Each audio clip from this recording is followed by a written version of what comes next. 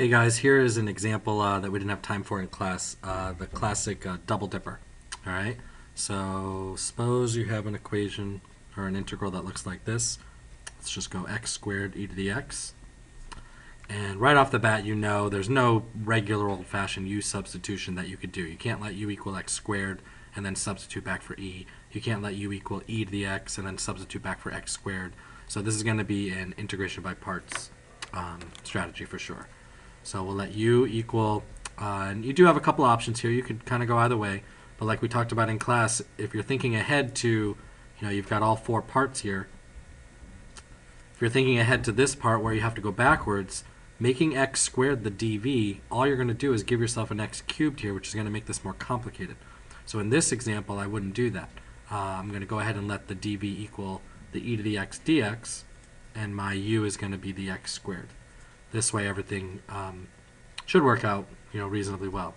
So my du is 2x dx, my v is just e to the x, and when I break this up to all its parts, I'm going to get uv, so that's x squared e to the x, minus the integral of v du, 2x dx.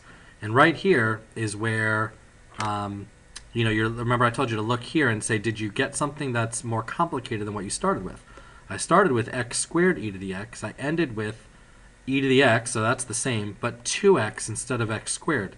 So I think we went in the right direction. It's still not doable in its current form, and that's sort of where I was talking about the double dipping. We're just going to have to do it again. So let me clean that up. This becomes, let me just take the 2 out, x e to the x dx. And you can see kind of in this form a little bit better. We went from x squared e to the x to x e to the x. So we made a move in the right direction, but it's not all the way there. So we got to do it again. We double dip. So I'm still going to use u and v. I'm just changing the color so it's easy to follow. I suppose you can go, u1 and then u2. In these types of problems, I don't think it's going to matter. I don't think we're going to get mixed up as to which one's which. So in this case, I'm going to let the u equal the x. So du is dx. My dv is e to the x dx again. So my v is just e to the x. And let's put the pieces back together. I'm going to start in blue. For everything I did earlier, minus 2. And here's where I'm going to change it. I'll change it to black, right? And, oh geez, I didn't mean to make an integral sign there. Sorry. Pretend that's not there. I meant to put a bracket. Because I'm trying to basically take this and deal with this integral by itself, almost as if it was its own problem. So if I do that, I'm going to get my uv. Here, I'll write it up top again. So remember, this is what we started with. We had u dv equals uv minus the integral of v du. This is our formula for integration by parts.